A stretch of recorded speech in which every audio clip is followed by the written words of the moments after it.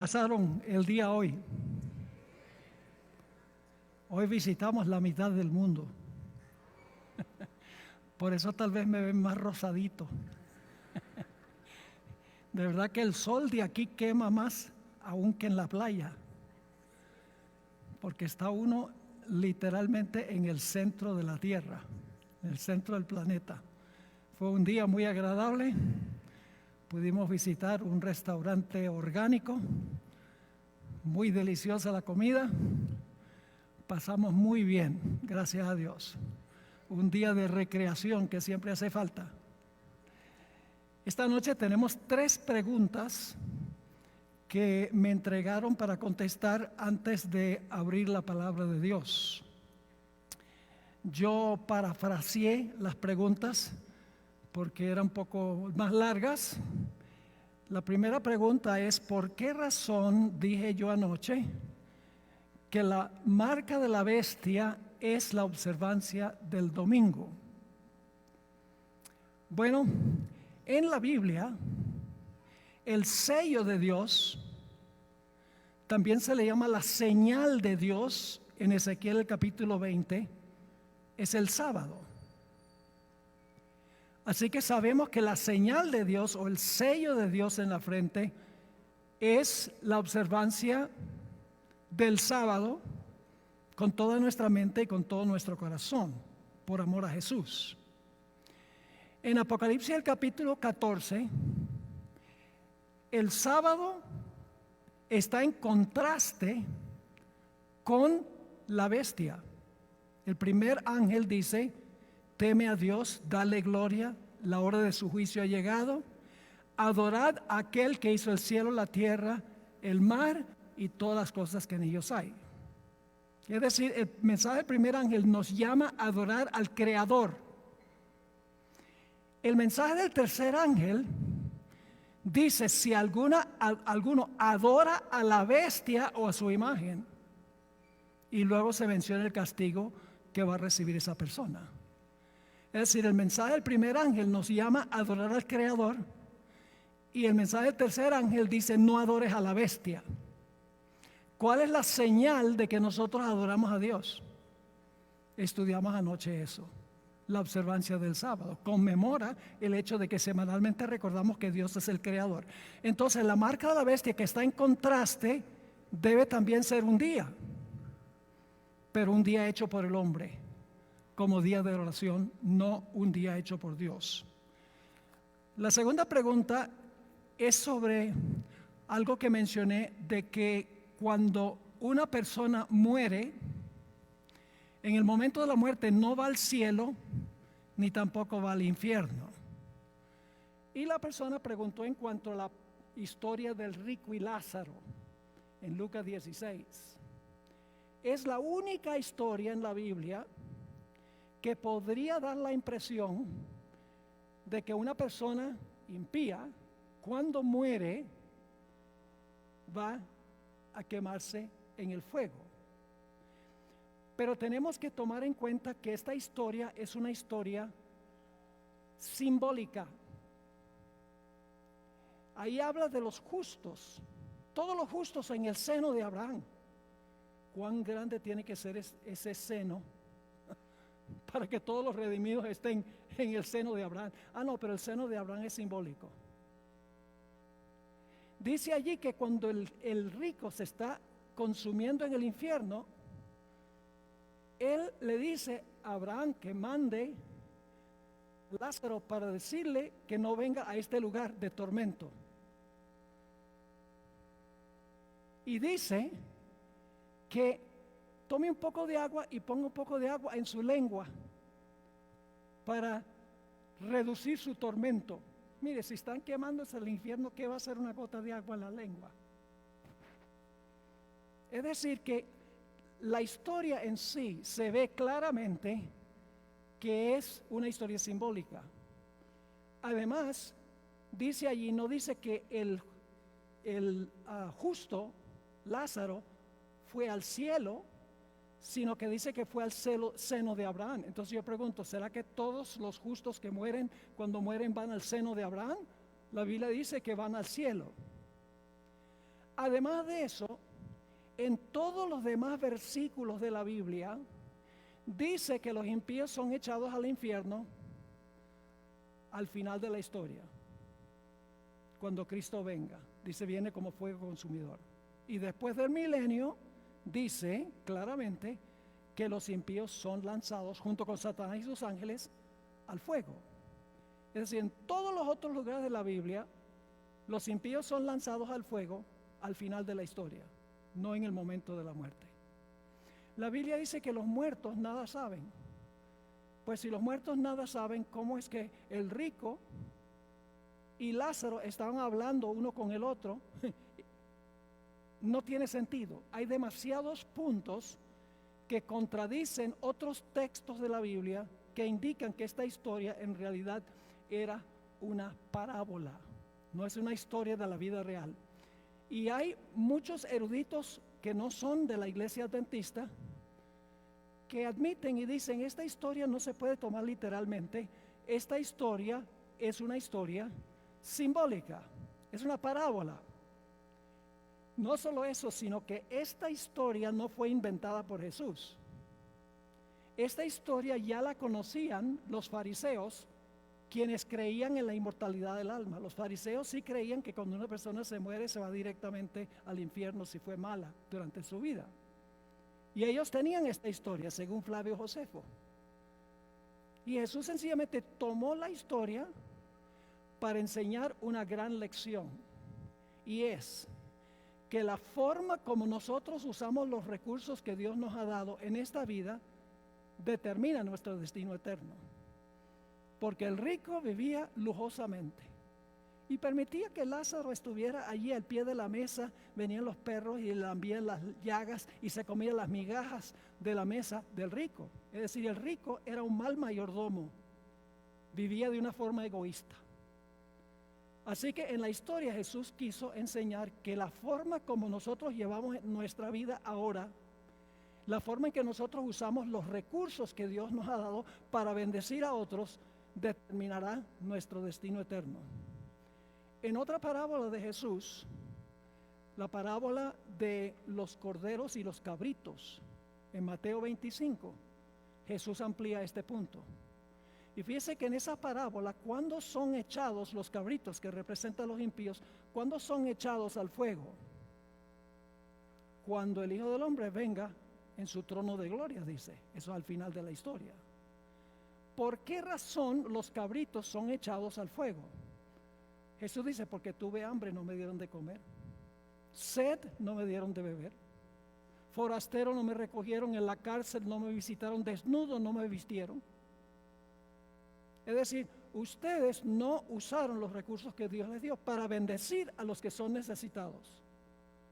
Mientras que los justos, dice, venid benditos de mi Padre, heredad del reino preparado para vosotros desde el principio del mundo, porque tuve hambre y me dieron de comer, sed y me dieron de beber, forastero me recogieron, en la cárcel me visitaron, desnudo y me vistieron. Es decir, que Jesús en esa parábola enseñó la misma lección, que la forma como nosotros usamos los recursos que Dios nos ha dado para bendecir a los demás determinará nuestro destino eterno. Pero los impíos no van al infierno en el momento de la muerte. En ninguna parte de la parábola dice que inmediatamente que murió fue al fuego. Dice murió y luego fue echado al fuego. Pero no dice cuánto, no dice en el momento de la muerte, no dice la segunda venida. Jesús sencillamente está usando una historia que se conocía en esa época, que Él no inventó, la tomó para enseñar una gran lección. La tercera pregunta la voy a contestar brevemente, y la pregunta es si la creación abarcó todo el planeta o solamente el huerto del Edén. Y la Biblia nos deja muy en claro que la creación fue una creación de todo el planeta. No solamente había un huerto perfecto y todo el resto del planeta estaba desordenado. No, Dios ordenó todo el planeta, llenó todo el planeta. Los pájaros no solo volaban en el huerto del Edén, los peces no saltaban del agua solo en el huerto del Edén. En realidad la creación fue de todo el planeta, no solamente del huerto del Edén. Ahora sí vamos a orar y vamos a pedir la bendición del Señor. Padre Celestial, gracias te damos por el privilegio de encontrarnos una vez más aquí, en este lugar, para abrir las páginas de tu santo libro, para que tú nos enseñes lecciones importantes para este tiempo. Pedimos, Padre, que quites todo obstáculo de nuestra mente y de nuestro corazón, para que podamos escuchar tu voz y podamos obedecer esa voz, porque siempre que te obedecemos el resultado es bueno. Gracias, Padre, por el privilegio de tener tu palabra. Pedimos, Señor, que no regrese a ti vacía, sino que cumpla el propósito para que la enviaste. Te lo imploramos en el nombre precioso de nuestro Señor y Salvador Jesús. Amén. Amén. El libro de Apocalipsis nos dice que Lucifer, que en Apocalipsis se le llama Satanás, tuvo éxito en engañar a una tercera parte de los ángeles. Ahora, si Satanás fue capaz de engañar a una tercera parte de los ángeles en un cielo perfecto donde no había pecado, sus argumentos contra Dios tienen que haber sido muy persuasivos. Ahora, la pregunta clave es: ¿qué métodos usó Satanás en el cielo para engañar a los ángeles? Y en segundo lugar, todos sabemos que luego Satanás vino a esta tierra y, usando una serpiente como un medio, engañó a nuestros primeros padres. ¿Qué métodos usó Satanás para engañar a nuestros primeros padres, Adán y Eva? Esta noche vamos a ver que si entendemos los métodos que usó Satanás al principio en el huerto del Edén, vamos a entender que él va a usar los mismos métodos al final de la historia. Es decir, si entendemos cómo engañó a Adán y Eva, qué métodos usó, vamos a entender cómo protegernos de sus engaños al final de la historia. Quiero leerles una cita escrita por Elena White, donde ella dijo lo siguiente: si los ángeles fueron engañados por los ingeniosos métodos de Lucifer al representar mal a Dios, si Satanás engañó a Adán y Eva a que pensaran que Dios les estaba reteniendo la educación superior que los haría dioses, ¿acaso no existe también hoy el peligro que seamos engañados? Y luego da esta recomendación, y este es el capítulo que vamos a estudiar esta noche en detalle. Por favor, lea el primer capítulo de Patriarcas y Profetas. Es un libro que fue escrito por Elena White, que amplía la historia de la creación, desde la creación hasta el periodo de los reyes de Israel. Así que dice, al concluir esta cita, por favor lea el primer capítulo de Patriarcas y Profetas y fíjese si las verdades preciosas que contiene este libro no han sido dados por el Señor para proteger a su pueblo de los engaños de Satanás, que Satanás urge sobre ellos justo ahora. Así que tienen que leer en detalle el primer capítulo de Patriarcas y Profetas. Si usted es una visita, puede hablar con cualquier persona aquí que es miembro de la iglesia adventista y le puede preguntar cómo puede conseguir un ejemplar de ese libro grande. Creo que tiene unas 600 o 700 páginas, donde traza toda la historia bíblica desde cuando se originó el pecado en el cielo hasta que termine el pecado y Dios haga cielos nuevos y tierra nueva. Es el primer segmento de toda la historia de la salvación en este mundo. Hay otros 4 libros que siguen a este, que Profetas y Reyes, que es el periodo de los profetas y los reyes de Israel. el deseado de todas las gentes, que cubre el ministerio de Jesús, Hechos de los Apóstoles, la historia de la iglesia primitiva, y finalmente el conflicto de los siglos, que nos lleva hasta el final de la historia. Patriarcas y Profetas cubre el primer segmento de la historia. Es el mejor comentario bíblico que yo he encontrado en cualquier lugar. Si ustedes leen esos 5 libros, van a tener un PhD en teología, porque son tremendos, tienen profunda teología. Ahora, vamos entonces al comienzo de la historia en este mundo. Dios creó a Adán y Eva y los rodeó de toda bendición física y espiritual como señal de su amor. Les dio aire puro, luz radiante, agua dulce, árboles llenos de jugosos frutos, flores hermosas y fragantes. También creó mascotas para deleitar a nuestros primeros padres.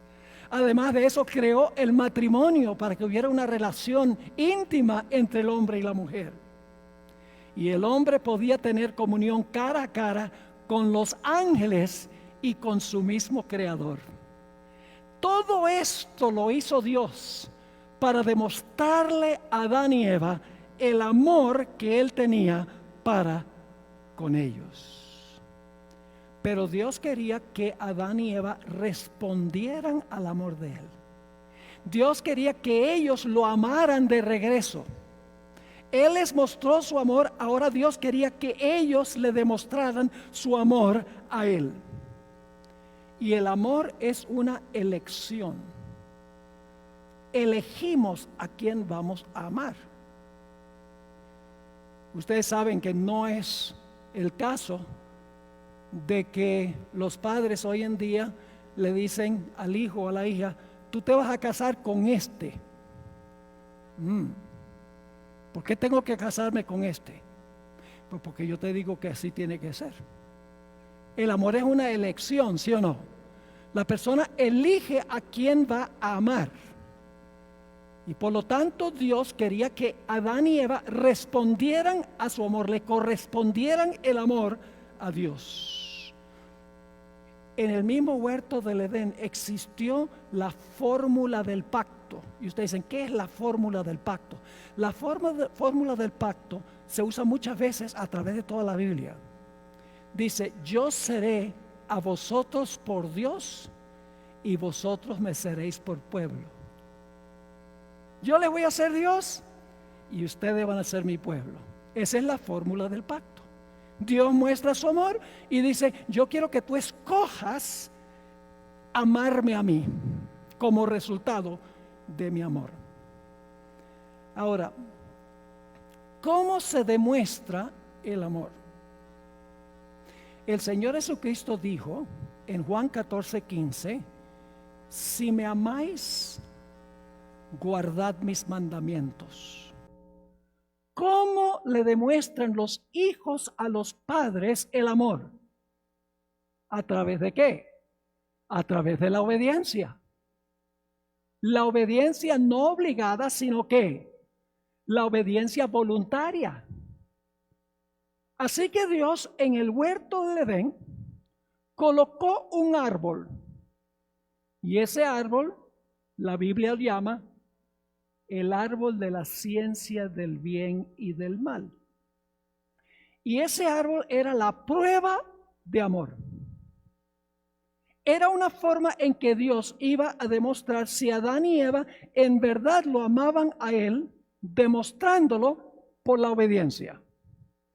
Que ellos iban a escoger amar a Dios, absteniéndose de comer del árbol. ¿Están entendiendo hasta ahora? Ahora vamos a leer Génesis 2 y 15 al 17. Génesis 2, 15 al 17. ¿Cómo iban a mostrar a Adán y Eva su amor y lealtad para con Dios? Obedeciendo lo que Dios les dijo. Dice allí en Génesis 2, 15 al 17. Tomó pues Jehová Dios al hombre y lo puso en el huerto de Edén para que lo labrara y lo guardase. Y mandó Jehová Dios al hombre, diciendo: de todo árbol del huerto podrás comer, mas del árbol de la ciencia del bien y del mal no comerás, porque el día que de él comieres, ciertamente morirás. En el hebreo en realidad dice morirás por muerte. Yo no conozco ninguna otra clase de muerte. Es decir, si comes del árbol vas a morir de verdad, ¿verdad? Ahora yo pregunto, ¿el mandato de Dios estaba claro? ¿Era comprensible? Absolutamente claro. Dios, todos los árboles comen. No. El mandato de Dios era sencillo. Dios le dio una larga lista a Adán y Eva. No pueden hacer esto y esto y esto y esto y esto y lo otro. No dio una lista larga de reglamentos. La prueba era sencilla, un mandato. ¿Era fácil de obedecer? Sí, facilísimo de obedecer. Algunos dicen, bueno, pero si tenían hambre podían comer de todos los árboles. La prueba primordial no era apetito físico. Si ellos hubieran tenido hambre, podían comer de cualquier árbol del huerto. Es decir, que la prueba era clara, sencilla y fácil de obedecer. Ahora, hay otro punto importante, y es que como evidencia de su amor para con Dios, que le estaban correspondiendo el amor a Dios, Adán y Eva debían obedecer el mandato de Dios sin cuestionar. No debían decir, y Dios, ¿y por qué de este no? Sencillamente debían aceptar lo que Dios dijo y obedecerlo sin cuestionar ni preguntar por qué. Como hacen muchos niños hoy en día, hijos, cuando el padre dice, no puedes hacer esto. ¿Y por qué? Dios les dijo, mire, yo les digo, no coman del árbol. No me preguntan por qué. Sencillamente obedezcan el mandato que yo les doy. Ahora, Dios sí les explicó las consecuencias de comer del árbol. Les digo, si ustedes comen del árbol van a morir. Esas son las consecuencias. Pero no les explicó qué había en ese árbol que causara que Dios les dijera que no comieran de allí. Sencillamente debían obedecer el mandato explícito de Dios sin preguntar ni cuestionar. Debían rendirle a Dios obediencia implícita. En el libro Patriarcas y Profetas, página 53, el libro que les mencioné al comienzo, encontramos estas palabras. Si ellos procuraban investigar la naturaleza de este árbol, si se ponía a investigar, bueno, ¿qué tiene este árbol que no tiene los demás? ¿Por qué nos prohibió Dios este? Dice, si ellos procuraban investigar la naturaleza de este árbol, quedarían expuestos a los engaños de Satanás. Se les hacen atención cuidadosa a la amonestación que Dios les había enviado y se conformasen con las instrucciones que Él había tenido a bien darles. No me pregunten por qué. No cuestionen. No se pongan a investigar. Sencillamente confórmense con las instrucciones que yo les he dado. Ese es un punto que tenemos que recordar al continuar nuestro estudio. Ahora, otro punto muy importante aquí es que Dios es el que define el bien y el mal. Dios es el que define qué es bueno y qué es malo. Nuestro corazón no nos dice qué es bueno y qué es malo. Es Dios el que dice qué es bueno y qué es malo. Es decir, la norma del bien y del mal se encuentra fuera del hombre en Dios, no dentro. La norma es externa, no interna. La norma es objetiva, no subjetiva. Hoy en día, en el posmodernismo, la verdad se dice, la verdad mía es verdad, aunque tú tengas una verdad contraria a la mía. Es decir, todo el mundo tiene la verdad, no importa todas las contradicciones que haya. Porque según el concepto de hoy, lo que te dice tu corazón es bueno o es malo. Pero la Biblia nos dice que la definición del bien y del mal, el que dice que es bueno y que es malo, es Dios. Ahora, Dios les había advertido a Adán y Eva que había caído un poderoso ángel del cielo. Y esto se lo voy a comprobar un poco más adelante. Adán y Eva sabían que había caído Lucifer del cielo. Y Dios les dijo, va a venir al huerto y va a tratar de convencerlos a ustedes de que coman del árbol. Se los aseguro. Pero Dios les dijo, Él no va a poder acecharlos a través de todo el huerto. No, solamente tendrá acceso a ustedes en el árbol prohibido. Así que pilas, manténganse alejados del árbol, porque si no están en terreno peligroso. En Patriarcas y Profetas, página 53, dice algo muy interesante. Para conseguir lo que querías sin ser advertido, Satanás escogió como medio a la serpiente, disfraz bien adecuado para su proyecto de engaño. ¿Por qué tuvo Satanás que disfrazarse? ¿Por qué no se presentó? Yo pregunto, ¿Satanás en el cielo era un ángel de luz? ¿Satanás es un ángel? Sí, aún hoy es un ángel caído, ¿sí o no? ¿Puede Satanás transformarse en un ángel de luz? Lean 2 Corintios 11. Dice que Satanás tiene la capacidad de transformarse en un ángel de luz. ¿Por qué no se presentó Satanás allí como un ángel de luz para decirle a Adán y Eva que ahora Dios les daba permiso para comer del árbol? Porque inmediatamente Eva hubiera dicho, Dios nos dijo que había un ángel que trataba de convencernos de comer del árbol y tú estás tratando de convencerme, así que no voy a comer. Satanás tuvo que disfrazarse porque Eva estaba esperando un ángel. ¿Está claro? Ahora, Satanás usó 5 métodos para llevar a Eva a pecar y a Satanás y a Adán para ceder a las tentaciones de Satanás. Actuando como un ventrílocuo, Satanás en primer lugar hizo un milagro mentiroso.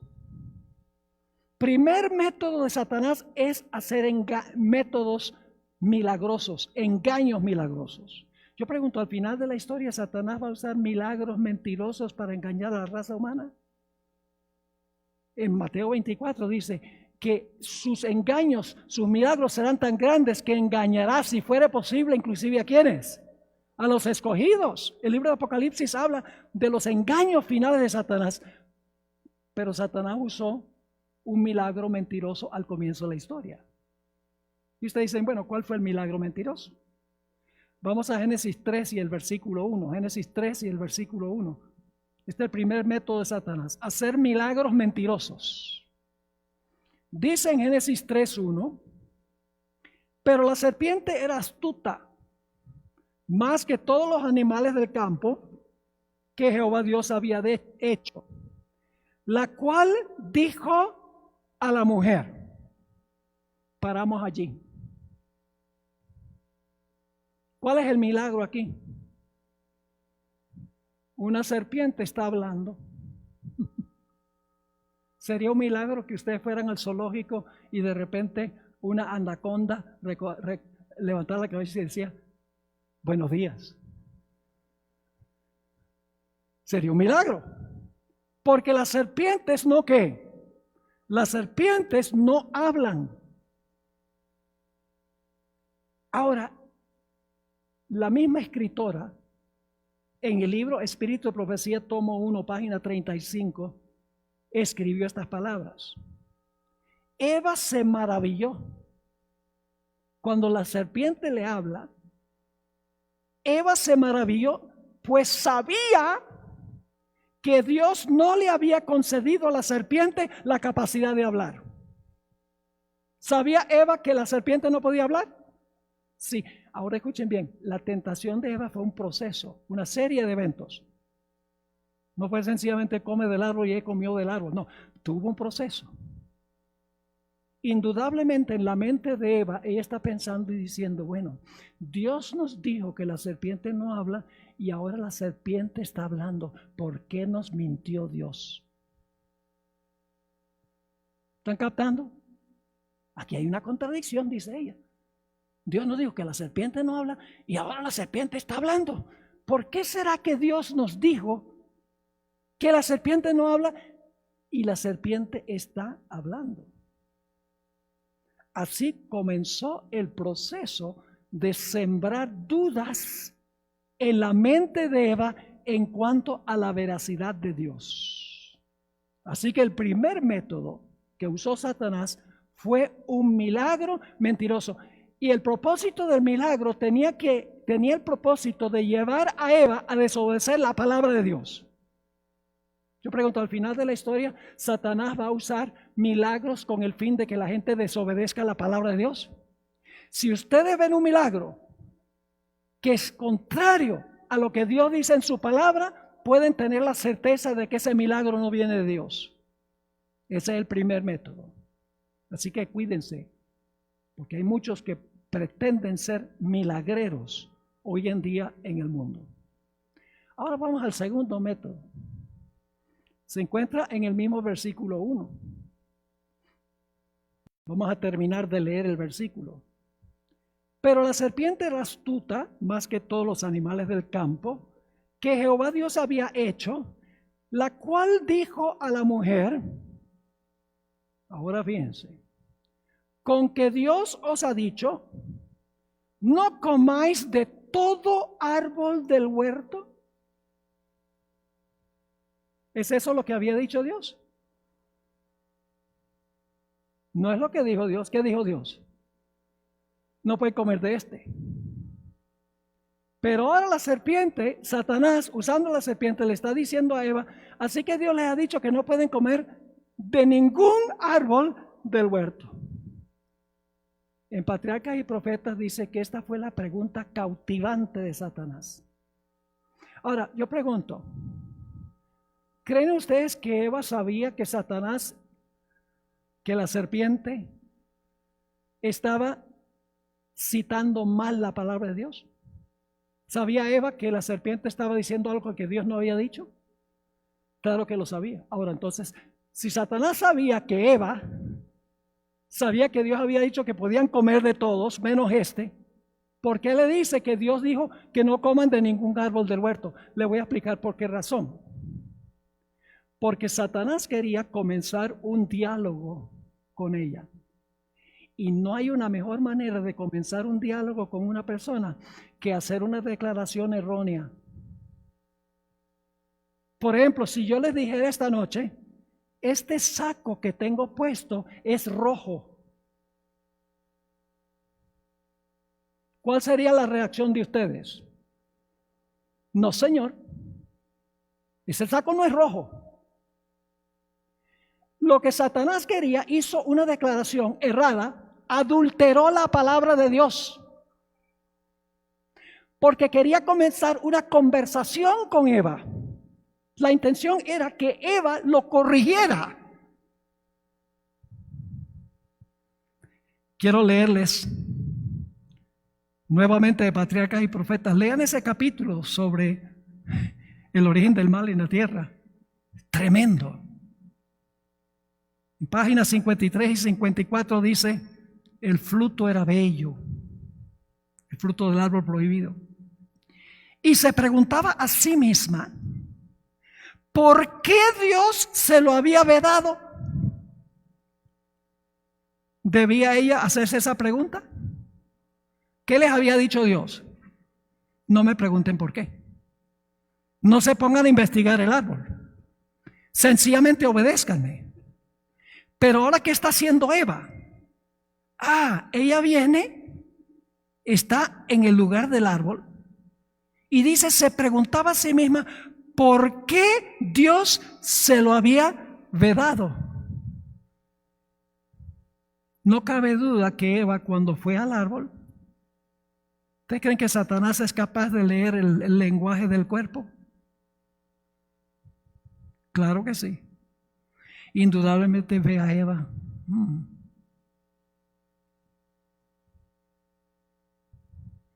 Ella quiere saber por qué Dios le prohibió el árbol. Así que dice, el fruto era bello y se preguntaba a sí misma, ¿por qué Dios se lo había vedado? Esta fue la oportunidad de Satanás.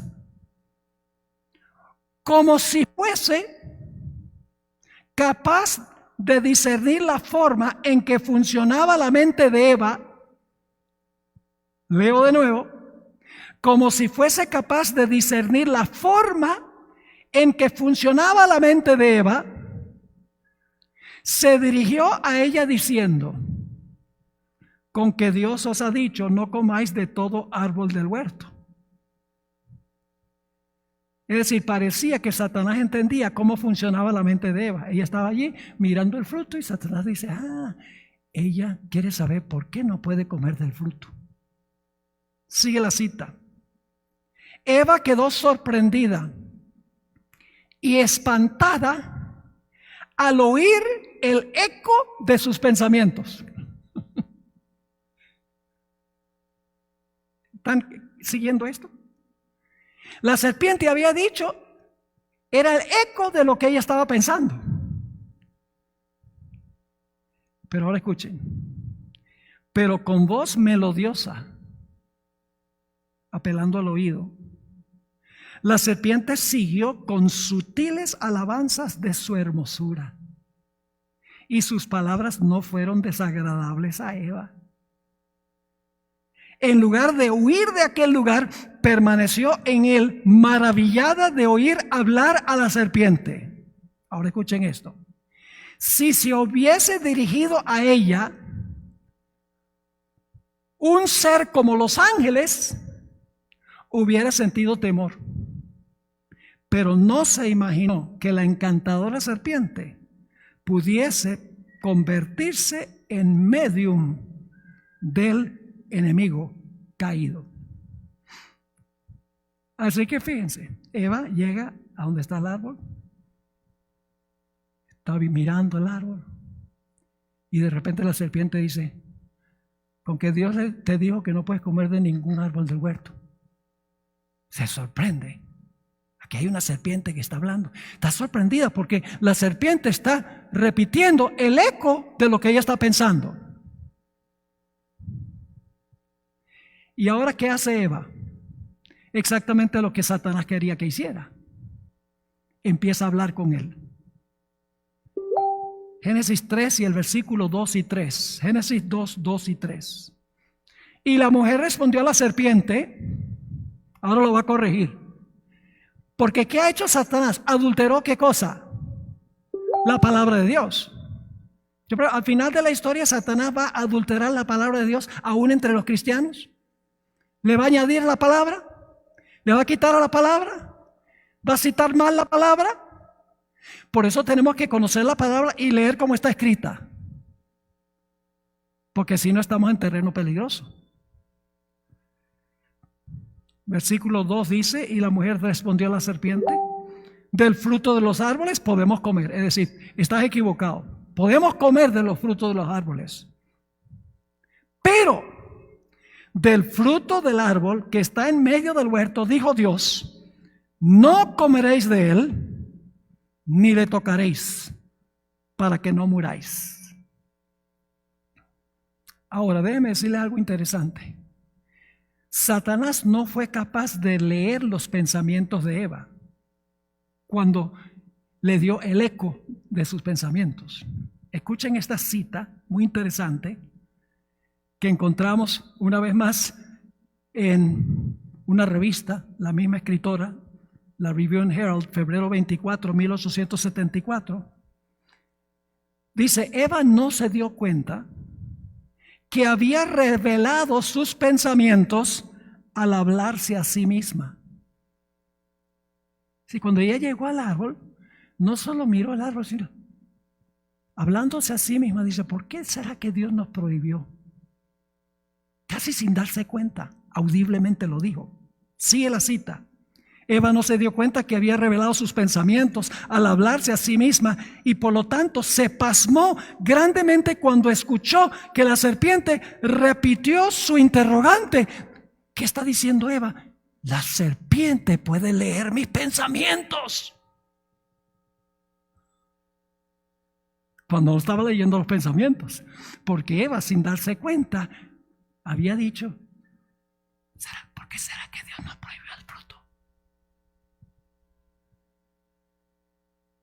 Sigue diciendo, ella en verdad pensó que la serpiente podía leer sus pensamientos y que por eso debía ser muy sabia. Satanás no puede leer nuestros pensamientos. Les doy una evidencia bíblica que Satanás no puede leer los pensamientos. ¿Ustedes recuerdan que el rey Nabucodonosor tuvo un sueño? Y mandó a llamar a los magos, los astrólogos y los adivinos para que le dijeran el sueño. No la interpretación, sino para que le dieran el sueño. ¿Cree usted que Satanás hubiera querido darles el sueño a esos charlatanes? Oh, claro que sí, pero no pudieron. Porque Satanás no puede leer nuestros pensamientos, pero Eva, audiblemente, tal vez en voz baja, hablándose a sí misma, ¿por qué Dios nos prohibió? Y entonces ella, como no se dio cuenta, dice, oye, esta serpiente tiene que ser muy sabia, porque fíjese, es capaz de leer mis pensamientos. ¿Están viendo el proceso? La tentación es un proceso. No sé, si nos llega la tentación, ¡pum!, ya. No. Satanás tiene un proceso que él sigue. Otro asunto muy interesante en la historia es que Eva le añadió a la palabra de Dios. Por salvar el honor de Dios, ella dice, Dios no solo nos prohibió que lo comiéramos, sino que nos dijo que no lo tocáramos. La misma escritora, en el libro Confrontación, página 14, escribió esto. Eva exageró el mandato de Dios. Él les había dicho a Adán y Eva, pero del árbol de la ciencia del bien y del mal no comeréis, pues el día que de él comieres, ciertamente moriréis. En la controversia de Eva con la serpiente, ella añadió las palabras, ni le tocaréis. ¿Están captando esto? Toda una trama psicológica aquí que se está realizando. ¿Qué es lo que ha ocurrido? Tanto la serpiente como el fruto eran hermosos. La serpiente estaba comiendo, según la misma escritora, la serpiente estaba comiendo del fruto y estaba la serpiente vivita, no estaba muerta. La serpiente hablaba y Dios había dicho que no hablaba. ¿Cómo aprendió la serpiente a hablar? Está preguntando Eva. La serpiente habló con una voz melodiosa. La serpiente halagó la belleza de ella. Y ella pensó que era muy sabia la serpiente porque había leído sus pensamientos. Así que el primer método, milagro mentiroso. El segundo método, adulterar la palabra de Dios, añadiéndole o citando mal. ¿Cuál fue el tercer método? El tercer método está en Génesis, el capítulo 3 y el versículo 4. Dice allí, entonces la serpiente dijo a la mujer, ciertamente no moriréis. Ahora en la mente de Eva hay lo que los psicólogos llaman disonancia cognitiva. Una palabra más sencilla es confusión. Lo que la serpiente dijo le causó confusión. ¿Por qué le causó confusión? Porque Dios dijo, si comen van a morir. Ahora la serpiente dice, si comen no van a morir. Y en la mente de Eva hay una contradicción entre lo que dijo Dios y lo que dijo la serpiente. Satanás le sembró una pregunta a Eva y luego le contestó la pregunta. ¿Qué pregunta le sembró la serpiente a Eva? Pues si la serpiente dice no moriréis, ¿cuál sería el siguiente pensamiento de Eva? Si no vamos a morir, ¿por qué nos dijo Dios que íbamos a morir? ¿Están conmigo o no están conmigo? Aquí hay un juego psicológico tremendo. Satanás está apelando a la psicología de Eva. La serpiente dice que no vamos a morir. Entonces mi pregunta es, si no vamos a morir, ¿por qué nos dijo Dios que íbamos a morir? Yo quiero saber. En otras palabras, ¿por qué nos mintió Dios? ¿Qué motivo tendría Dios para mentirnos? Satanás tenía la respuesta. En los versículos 4 y 5. Entonces la serpiente dijo a la mujer, no moriréis, sino que sabe Dios. Dios sabe algo que Él no quiere que ustedes sepan. Sabe Dios que el día que comáis de Él, ahora voy a explicar, según lo que Él dice, por qué Dios le mintió. No es porque iba a morir, hay otra razón. Dice, el día que comáis de Él, serán ¿qué? Abiertos vuestros ojos.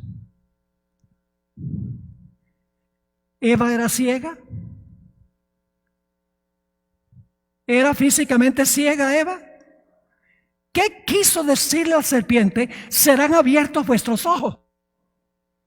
En la Biblia los ojos representan conocimiento y sabiduría.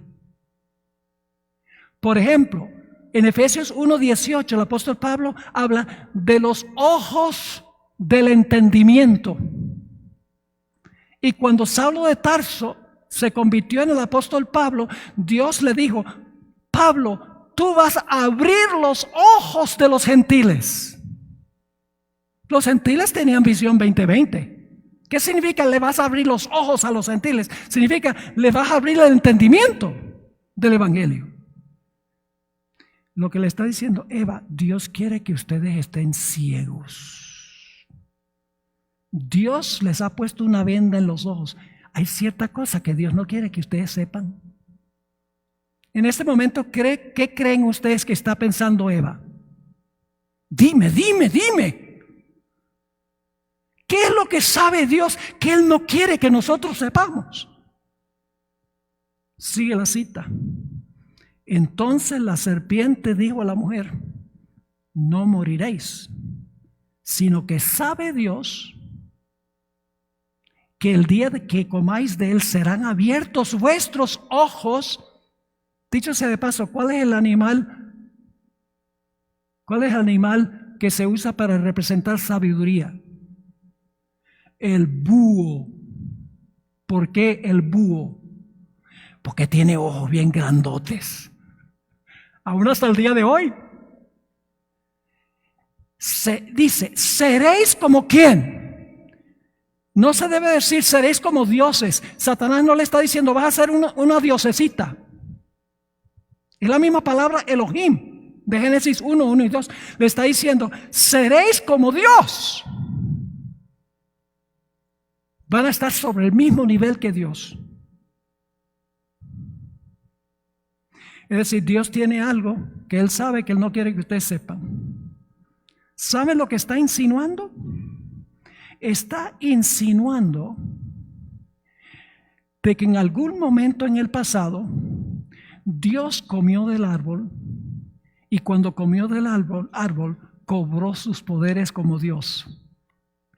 Pero después que Dios comió del árbol y vio todos los poderes que le aportó el comer del árbol, Él no quería que más nadie tuviera.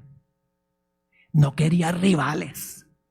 Y por eso, desde ese momento en adelante, cualquiera que se aparecía por ahí le decía, si comes del árbol vas a morir. Pero en realidad estaba pensando, si comes del árbol va a tener los mismos poderes que yo. Escuchen esta cita de Patriarcas y Profetas, página 54. La serpiente insinuó que celosamente el Señor quería impedir que comieran del fruto, pues entonces se elevarían a la igualdad con Él. ¿Por qué no quería Satanás que comieran del fruto? Porque iban a ser iguales ¿a quién? A Dios. Manifestó Satanás que Dios les había prohibido que gustasen del fruto debido a las maravillosas propiedades que tenía para dar sabiduría y poder. El tentador afirmó que jamás llegaría a cumplirse la divina sentencia que les fue hecha meramente para intimidarlos.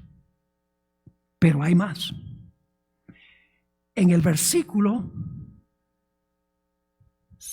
5 dice, sino que sabe Dios que el día que comáis de él serán abiertos vuestros ojos y seréis como Dios en un sentido específico. ¿En qué sentido iban a ser como Dios? Sabiendo el bien y el mal. Es decir, ustedes no necesitan que Dios les defina qué es bien y qué es mal. Ustedes mismos pueden tomar esa decisión. Es el mismo método que usó Satanás para engañar a los ángeles en el cielo. Fíjate esta cita en Conflicto de los Siglos, página 554. Reiteró que los ángeles no necesitaban sujeción, sino que debía dejárseles seguir su propia voluntad, que los dirigiría siempre al bien. Los ángeles no necesitan leyes, este es bueno y este es malo, no. Ellos mismos pueden decidir qué es bien. Denunció los estatutos como una restricción de su libertad y declaró que era su objetivo asegurar la abolición de la ley, para que, libres de esta traba, las huestes del cielo pudiesen alcanzar un grado de existencia más elevado. Es la misma tentación que le lanzó a Eva, la mismita tentación. ¿Qué quiso hacer Satanás en el cielo? ¿Deshacerse de qué? De la ley. Diciendo que los ángeles mismos podían decidir qué es bueno y qué es malo, sin que Dios se lo dijera en su ley. Hoy en día, en muchas iglesias cristianas dicen, la ley fue abolida en la cruz. Ese es el silbido de la serpiente. Fue lo que dijo en el cielo, fue lo que dijo en el Edén. Y es lo que dice hoy en día desde muchos púlpitos cristianos. El problema no es con la ley. Si ustedes están manejando su carro, llegan a un semáforo y se comen el semáforo en rojo y hay un policía que va a pasar, le van a poner una multa. ¿Cuál es la solución al problema? Pues matar al policía. Si se deshacen del policía, se resolvió el problema. No, ¿cuál es la solución? Obedecer la ley. ¿Sí o no? La ley es buena. Los malos son los que quebrantan la ley. La ley maldice a los desobedientes. No es la ley la que es mala, el pecador es el que es malo. De nada vale quitar la ley. Si ustedes van a un médico, tienen un dolor terrible y el médico le hace los exámenes y dice, siento mucho, lo diagnostiqué, tiene cáncer y se va a morir. Saco una pistola y mato al médico. Problema resuelto, me quita el cáncer. No. El problema es que Dios nos da el poder para guardar la ley. Pero no estamos bajo la ley, sino bajo la gracia. Pablo dijo en Romanos 6:14, sí, dice. Pero lo que pasa es que hay que leer el siguiente versículo donde dice, luego pecaremos porque no estamos bajo la ley, sino bajo la gracia, en ninguna manera. El hecho de que estamos bajo la gracia, y mañana en la noche vamos a hablar sobre esto, el hecho de que estamos bajo la gracia no significa que podemos libremente transgredir la ley de Dios. Porque ese fue lo que hizo Satanás en el cielo. Engañó a los ángeles. Ustedes pueden decidir qué es bueno y malo. No necesitan a un dictador que se los diga. Lo mismo le dijo a Eva en el huerto del Edén. Ahora vamos al cuarto método que usó Satanás. ¿Cuál es el primer método? Repasando.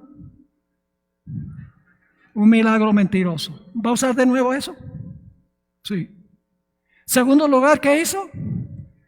Adulteró la palabra de Dios. En tercer lugar, llevó a Eva a seguir sus razonamientos, sus emociones, sus sentimientos, en lugar de la palabra de Dios. Ahora, el cuarto método fue que Eva siguió el testimonio de sus sentidos, le hizo caso a sus 5 sentidos. Dice en el versículo 6 lo siguiente. Y vio la mujer, yo pregunto, ¿Eva ha estado escuchando, sí o no? Sí, el oído está involucrado, ¿sí o no? Y vio la mujer que el árbol era bueno para comer. ¿Qué sentido está involucrado ahí? El gusto. Bueno para comer, sabroso. ¿Y que era agradable a los qué?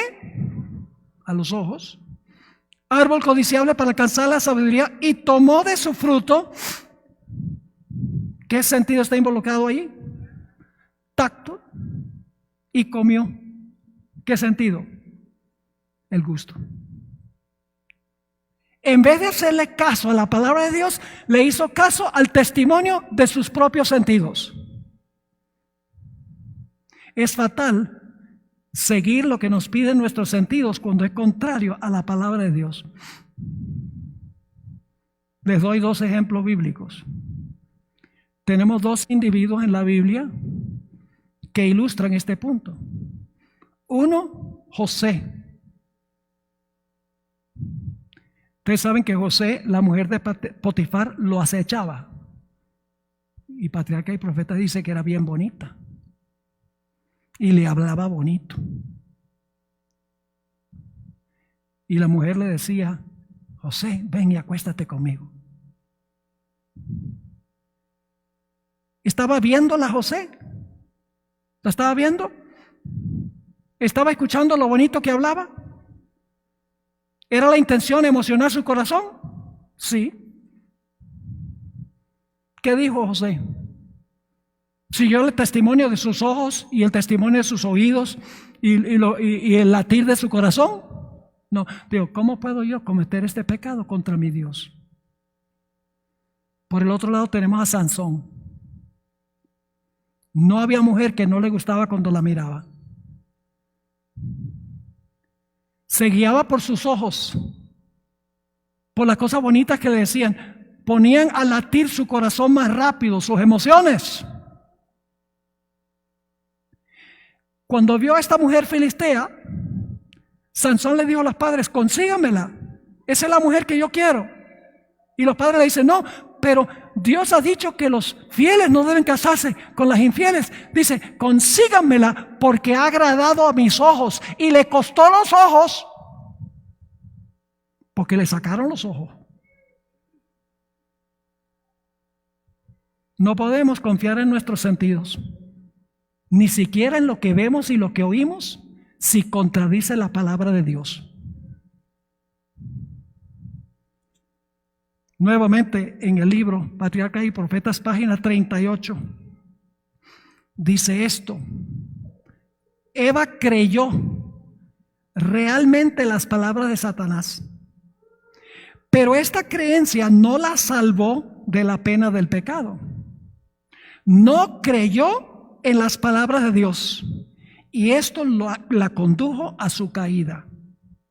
En el juicio, ahora escuchen esto, en el juicio final, los hombres no serán condenados porque creyeron concienzudamente una mentira, sino porque no creyeron la verdad, porque descuidaron la oportunidad de aprender la verdad.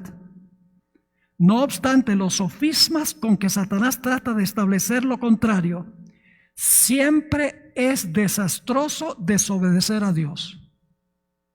Debemos aplicar nuestros corazones a buscar la verdad.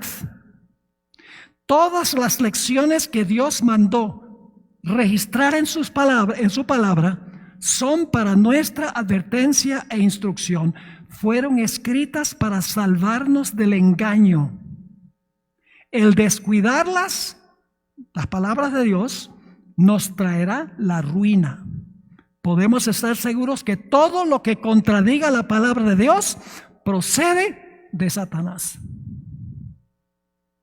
No importa que sea la palabra mal citada, no importa que sean milagros mentirosos, no importa que sea seguir el testimonio del razonamiento humano como hizo Eva. No podemos desobedecer la palabra por lo que dicen nuestros sentidos. Y ahora viene el último método, que es el método que Satanás usó para engañar a Adán. Una vez que Satanás tienta a una persona y la engaña, usa a esa persona para engañar a otros. Ese es el quinto método. Engañó a Eva y luego usó a Eva, quien desobedeció la palabra, para engañar a otro para desobedecer la palabra. Dice en Génesis 3:6, nuevamente, Génesis 3:6, y dio, la última parte del versículo, y dio también a su marido, el cual comió así como ella.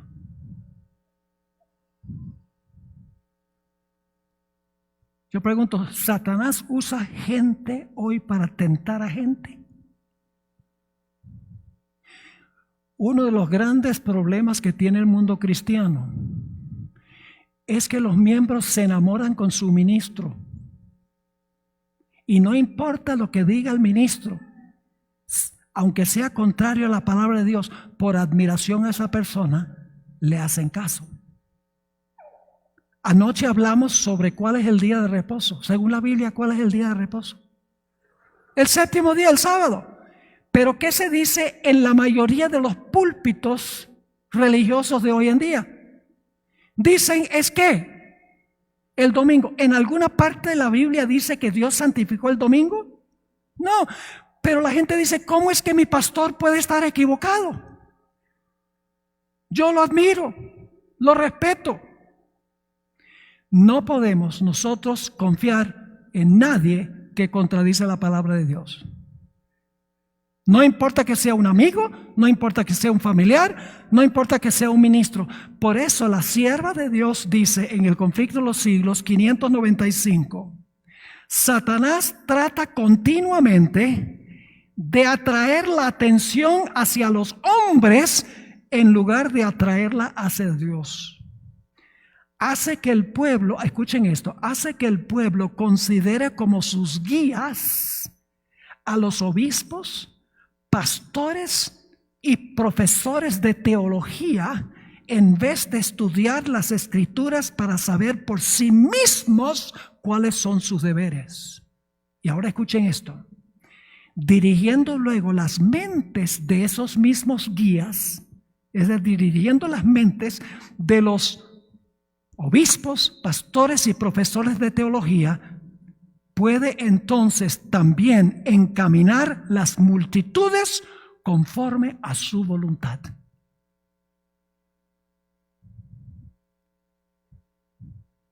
Ahora, la palabra de Dios no solamente nos dice que el sábado es el día de reposo y los seres humanos han cambiado al domingo, sino hay otras cosas que Dios estableció al comienzo que han sido cambiadas por el hombre.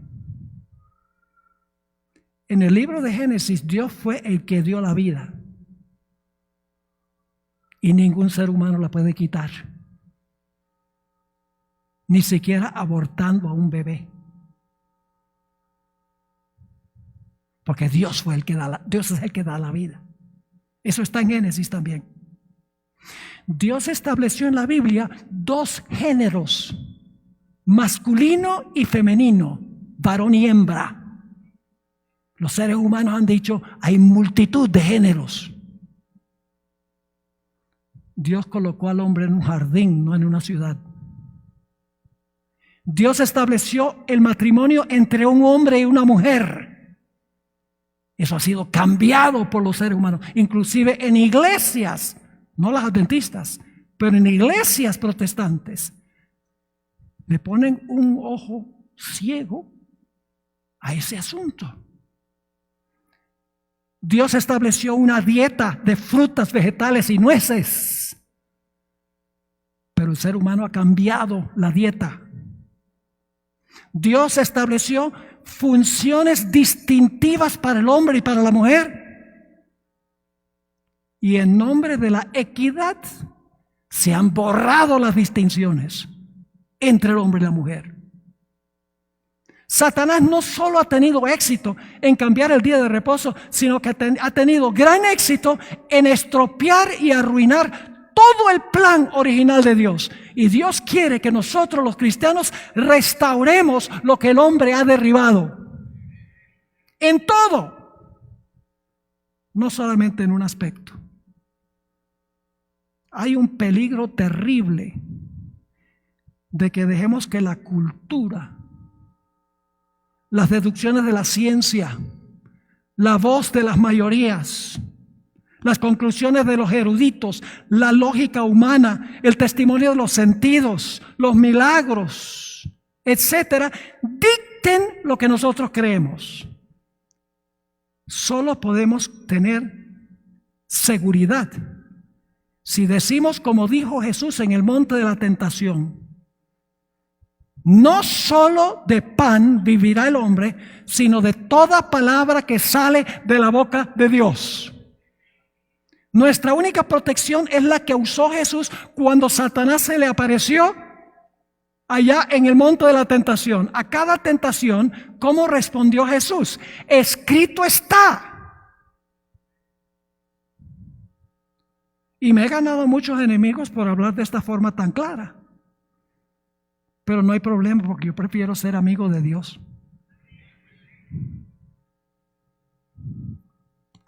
Ahora, para concluir, anoche mencioné yo que una persona cuando muere va al sepulcro. No sale el alma del cuerpo para seguir viviendo. ¿Y por qué es importante esa doctrina de que los muertos nada saben? ¿Saben por qué? Porque Satanás va a usar el espiritismo para engañar a los seres humanos. Satanás va y sus ángeles van a aparecérsele a los familiares y amigos de una persona, disfrazándose como una persona que murió. Y los que creen, contrario a la Biblia, que los muertos no están muertos, sino que el alma sale del cuerpo, van a creer lo que están diciendo sus ojos y las palabras que estos espíritus de demonios le están hablando. Dice en el conflicto de los siglos 540, Satanás tiene poder para traer ante los hombres la apariencia de sus amigos fallecidos. ¿Ustedes creen que él puede disfrazarse? ¿Usó el disfraz en el Edén? ¿Se puede disfrazar como nuestros seres queridos?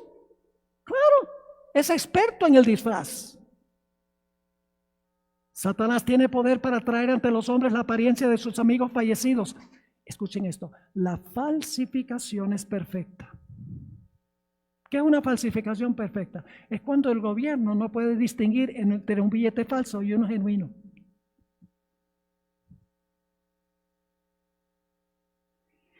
Dice ella, la falsificación es perfecta. Los rasgos familiares, las palabras y el tono son reproducidos con una exactitud maravillosa. Muchas personas se consuelan con la seguridad de que sus seres queridos están gozando de las delicias del cielo y sin sospechar ningún peligro dan oídos a espíritus seductores y a enseñanzas de demonios. El punto central de lo que estamos estudiando es: tenemos que estudiar la palabra y obedecer la palabra. Y cualquier cosa que no concuerde con la palabra, la rechazamos. Pero para eso tenemos que conocer. A veces no podemos contestar escrito está, porque no sabemos dónde está escrito. Y peor, no podemos decir escrito está porque ni siquiera sabemos si está escrito. Hay que indagar en la palabra, no leerla nada más. Estudiarla, escudriñar las escrituras. Hay que hacer un estudio profundo de la Biblia. Ahora quiero terminar con este punto. ¿Cómo podemos distinguir el oro genuino de lo que parece oro? Yo no puedo. ¿Puedo distinguir yo el oro del verdadero del oro falso mirándolo? No. ¿Puedo confiar que lo que una persona me dice es oro? No. ¿Puedo meterle un mordisco? Porque algunos muerden el oro y supuestamente saben de esa manera si es oro o no. ¿Podemos confiar en eso? No. ¿Qué hay que hacer? Hay que aplicarle una norma externa. ¿Y saben cómo hacen los expertos? Si usted toma un ácido muy fuerte y le echa ácido a un metal común y corriente, pasa algo muy interesante. Cuando se lo pone a un metal común y corriente, el metal burbujea. Por ejemplo, un ácido nítrico. Cuando le ponen el ácido, el metal burbujea. Pero cuando le ponen el ácido al oro genuino, no burbujea. Hay que aplicarle a una norma externa. No se puede confiar en que este dice que es oro. Lo estoy mordiendo y parece oro. Bueno, es igualito a oro. Hay que aplicarle a una norma externa para saber si es oro o no. Si queremos saber qué es la verdad, distinguido el error, tenemos que aplicarle una norma externa, y esa norma es la palabra de Dios. Única y exclusivamente. La Biblia juega el papel del ácido nítrico, que es la prueba.